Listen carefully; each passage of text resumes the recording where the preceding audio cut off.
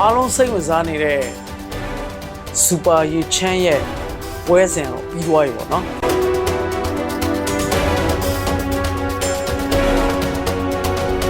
ဘာပြောခြေနဲ့တယ်လို့ပြောရမှာကအစတော့မှန်းထားတဲ့အတိုင်းပထမပွဲစဉ်မှာဆန်အာတိကနေပြီးတော့ knock out နဲ့အနိုင်ယူမယ်လို့ခံမှန်းထားခဲ့တယ်ပေါ့နော်ဒီခါတော့တော်တော်လွဲသွားတယ်လို့ပြောရမယ်ခံမှန်းနေဆိုတာလဲအကြောင်းတော့ရှိရပါတော့ဘာဖြစ်လို့လဲဆိုတော့ဒီဆန်အာတိဆိုရဲ fighter Thai fighter ပေါ့နော်သူကတကယ် professional boxing ထိုးစားတဲ့လူပေါ့နော်သူရဲ့ champion ခပတ်ကိုလည်းဒါပထမဒီလိုမှပြောထားတယ်ပေါ့နော်9ချိန်တိတိအောင်ကာကွယ်နိုင်ခဲ့တဲ့ professional boxing ထိုးတတ်သမားပေါ့နော်ပြောရမှာဆိုလို့ရှိရင်ဆိုတော့ဘာပဲပြောဒီပွဲကတော့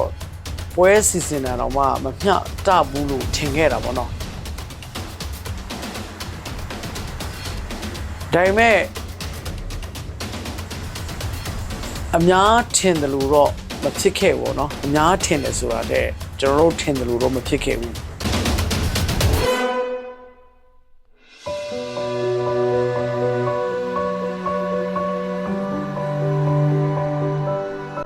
ဘာပြောကျင်နေတယ်ပြောမှာเนาะဒီမြန်မာ fighter ကျွန်တော်ရဲ့ fighter super yi chan က kick boxing မှာအတွေ့အကြုံလည်းမရှိဘူးပြောချင်တာဒီ kick boxing နီးစနစ်နဲ့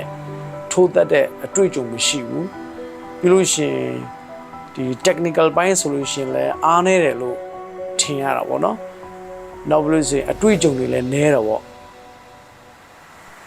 ဒါပေမဲ့ဒီလိုအခြေအနေထဲမှာတော့မှတကယ် professional boxing ကစားသမားဖြစ်တဲ့ဆန်ငါတစ်ကိုတတိယအချီထိကောင်းကောင်းလေးဟိုထိုးနိုင်တယ်ဆိုတော့ဒါတော်တော်ချီးကျူးရမယ်ထိုးနိုင်တာပဲမဟုတ်ဘူးပြတကယ်တမ်းဒုတိယအချီမှာလဲဒါဟိုဆန်အတစ်လဲသွားတဲ့အခောက်လည်းရှိတယ်ဒါတိုင်ကတော့ဝင်းလေတိုင်ကတော့ဒီကောင်းချီလောက်တာတော့မရှိဘူးเนาะဘာလို့ဆိုတော့ခဏလေးလဲသွားပြီးမြင်မြန်ပြန်ထားတဲ့ပုံစံမျိုးလေးဖြစ်သွားတာအိုးနောက်တတိယချီမှာကြည့်မယ်ဆိုလို့ရှိရင်လေဒါကျွန်တော်စူပါရီချန်နေပြီးတော့ကန်ချက်ကောင်းကောင်းလေးတွေထိရဟာလေးတွေရှိတယ်ဥပမာခုကျွန်တော်ဒီ highlight မှာတွေ့ရတဲ့အတိုင်းပဲเนาะဒီနှစ်ထင်မှာဆန်အသေးရဲ့နှစ်ထင်ကိုကောင်းကောင်းလေးထိတဲ့နေလားမျိုးရှိသိမ့်မပြင်းလို့ပေါ့เนาะပြင်းတာပြင်းခဲ့မယ်ဆိုလို့ရှိရင်တော့ဒါအဲ့ဒီကွက်ကဘာတော့သတိရလဲဆိုတော့အာဒိုကန်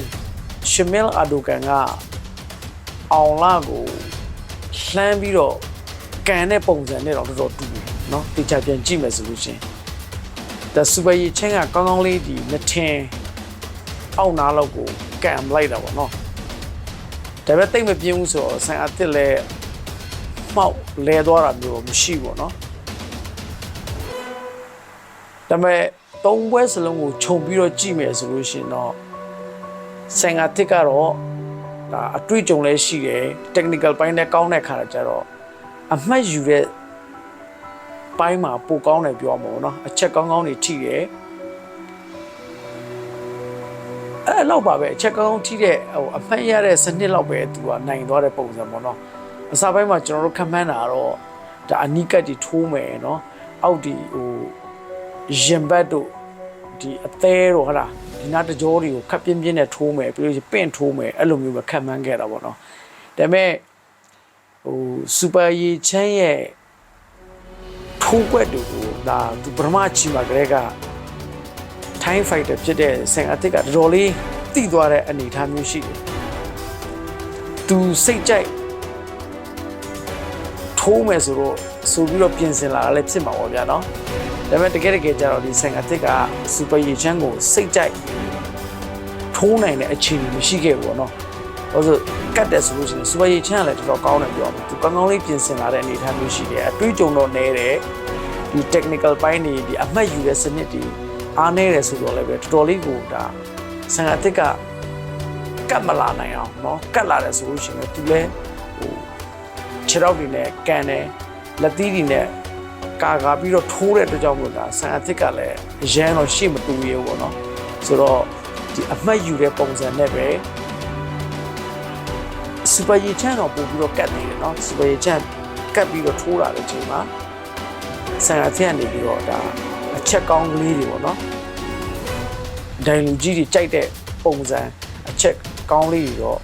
ဟိုထိုးနိုင်ခဲ့တယ်ပေါ့နော်ဒါပေမဲ့တကယ် knock out အထိတော့ဒါဆန်အသစ်လည်းဘလောက်ပဲ professional ဖြစ် professional ကြတယ်လို့ပဲပြောပါတော့စူပါရီချန်ကိုဘာပြောဒီညကျတော့သူအလဲမထိုးနိုင်ခဲ့ဘူးเนาะဆိုတော့အမှတ်နဲ့ပဲနိုင်သွားတယ် bonus တွေပါတော့ဒါဘယ်သူမှမရဘူးပေါ့เนาะဒီညရဲ့ပွဲစဉ်ကတော့ဒါစူပါရီချန်အတွက်လည်း kickboxing ကပထမဆုံးပွဲစဉ်ပဲ Thai fighter ဖြစ်တဲ့ဆန်အသစ်အတွက်လည်း kickboxing ကဒါပထမဆုံးပွဲစဉ်လည်းဖြစ်တယ်လို့ဒါဆန်အသစ်အတွက်ကြတော့ဒီ one championship မှာပထမဦးဆုံးအကြိမ်စာချုပ်ပြီးတော့လာထိုးတဲ့ပွဲစဉ်ပေါ့နော်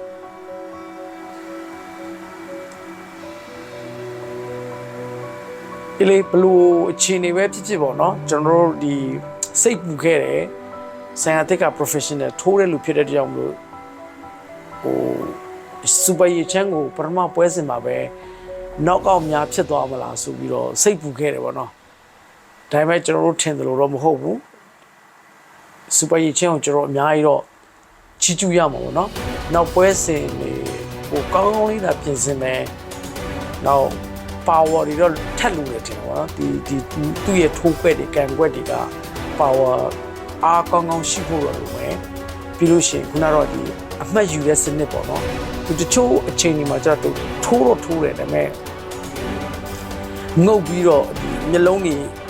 မှိတ်ပြီးတော့ထိုးသလိုပဲနည်းတော့ဖြစ်သေးတယ်ဒီဆန်ကတစ်လောက်တော့ဘက်အမှတ်မယူတတ်သေးဘူးပြောမှာเนาะဆိုတော့နောက်ပိုင်းပွဲတွေမှာသူကောင်းကောင်းလေး power ကောင်းကောင်းလေးနဲ့ပြင်ဆင်လာမယ်ထိုးချက်တွေ power ပြင်းပြင်းလေးတွေပြင်ဆင်လာမယ်ကန်ချက်တွေကောင်းကောင်းလေးပြင်ဆင်လာမယ်ပြီးလို့ရှိရင်ဒီအမှတ်တွေရနိုင်တဲ့အချက်ဒီမှာပေချာလေးကြည့်ပြီးတော့ထိုးသက်အနိုင်ယူဟိုထိုးသက်ကစားပြသွားမယ်ဆိုလို့ရှိရင်နောက်ပိုင်းပွဲတွေမှာဒါကဒီဆန်အသစ်နဲ့ပြန်တွေ့မယ်ဆိုလို့ရှိရင်တော့ကျွန်တော်ထင်တာဒါစူပါရီချန်ကအခွင့်အရေးအများကြီးရှိသွားတယ်နိုင်တဲ့ဒီ knock out လုပ်နိုင်တဲ့ချိန်တွေပြန်ပြီးတော့ပြောင်းလဲသွားနိုင်တယ်ဒါမှမဟုတ်ရှင်အမှတ်နဲ့ဖြစ်ပေါ့နော်ဆိုနောက်ပွဲတွေမှာဒါစူပါရီချန်ကအလားအများကြီးကောင်းတယ်နိုင်ပွဲတွေရမယ်လို့နောက်ပွဲမှာတော့ဒါမြန်မာ fighter တွေကြားထဲမှာဆိုလို့ရှိရင်ဒါခံမှန်းရတာပေါ့နော်ဆိုတော့တကယ်ကိုအားရစရာကောင်းတဲ့အသက်20ပတ်ဝန်းကျင်ပဲရှိသေးတယ်ကျွန်တော်စူပါရီချန်အတွက်အကောင်းဆုံးပြန်လာမယ်လို့ညွှန်လင်းရင်းနေပဲကျွန်တော်ရဲ့ပွဲစဉ်အပြီးမှာဒါပြန်ပြီးတော့ဟိုသုံးသက်တဲ့အစီအစဉ်လေးတော့ဒီလောက်ပဲပေါ့နော်